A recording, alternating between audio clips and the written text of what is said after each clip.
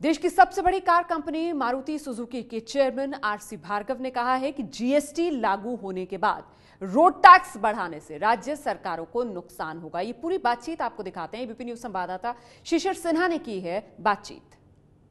पूरे देश को एक बाजार बनाने वाली कर व्यवस्था यानी कि जीएसटी लागू हुए 10 दिन का वक्त पूरा हो चुका है और इस 10 दिनों का सफर देश की सबसे बड़ी कार कंपनी मारुति सुजुकी के लिए कैसा रहा है, आगे उनके लिए सफर कैसा रहेगा, इस पर बातचीत करने के लिए हमारे साथ इस वक्त कंपनी के चेयरमैन आरसी भार्गव मौजूद हैं। सर, बहुत बहुत स्वागत है एबीपी न्यूज़ पर। सर, आप तो 3% घटा दे रहे हैं, लेकिन कुछ राज्य सरकारें जैसे महाराष्ट्र ने शुरुआत की कि रोड टैक्स उन्होंने 2% बढ़ा दिया, तो इससे आपको लगता है कि जो जीएसटी का फ़ायदा लोगों को मिलना चाहिए था उसमें कमी हो गई या उनको फ़ायदा नहीं मिल पा रहा है? देखिए, ये तो हर एक स्टेट को अख्तियार है कि क्या टैक्स कहाँ लगाएगी और ये जीएसटी में भी क्या रेट लगाना था, ये सरकार का डिस्क्रेशन है कि वो 20% लगाएं, 28% लगाएं, 10% लगाएं। तो उसमें तो मैं कुछ कह नहीं सकता। हर एक स्टेट को अपना जजमेंट देखना है कि क्या उसके लिए ठीक है।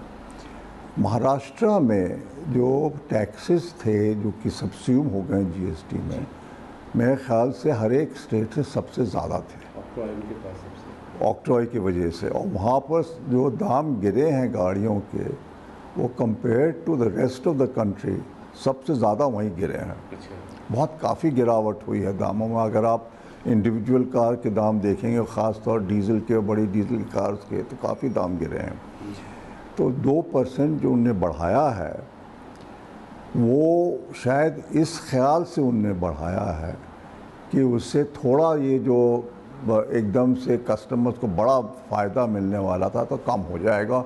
स्टेट की रेवेन्यू भी जो बहुत गिर गई थी कम गिरेगी। लेकिन महाराष्ट्र के बाद अब ये भी आशंका है कि दूसरे राज्य हाँ, वही असली ख़तरा वही है जो आप कह रहे हैं कि और लोग ऐसा ना, कि उसकी गुंजाइश नहीं है। क्यों? मतलब अगर वैसे तो कभी भी सेल्स टैक्स वगैरह कितना भी स्टेट बढ़ाना चाहती है बढ़ा सकती, कुछ कर नहीं सकते। रोड टैक्स की बात है। हाँ, पर रोड टैक्स भी एक किस्म का टैक्स ही हो गया ना। अल्टीमेटली कस्टमर के दाम देखने हैं। आप किसी नाम से भी लगाइए तो नतीजा तो ये है कि रेवेन्यूज़ बढ़ती हैं और कस्टमर के दाम बढ़ते हैं। तो हर एक स्टेट गवर्नमेंट इलेक्टेड गवर्नमेंट है, उनको अब ये भी तय करना है कि ऐसा करना उनके लिए मुनासिब है नहीं है, वोटर पे क्या असर पड़ेगा और अल्टीमेटली स्टेट में ग्रोथ का क्या असर पड़ेगा। अगर सेल्स गिर जाती हैं क्योंकि ज़्यादा दाम बढ़ा दिए, रोड टैक्स ज़्यादा कर दिया, तो क्या फ़ायदा होएगा।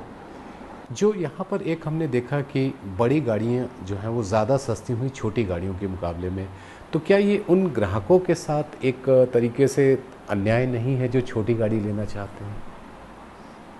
देखिए, अमाउंट में फ़र्क है, बट अगर गाड़ी के दाम का परसेंटेज देखा जाए तो छोटी गाड़ियों में शायद ज़्यादा गिरावट है,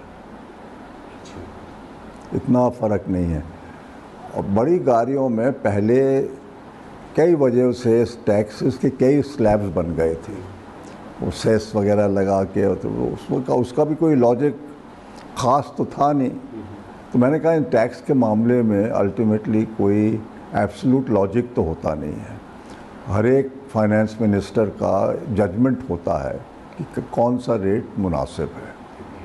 तो ये सब चीज़ें तो चलती रहेंगी, अब पहले से कंपेयर करना भी मुनासिब नहीं है।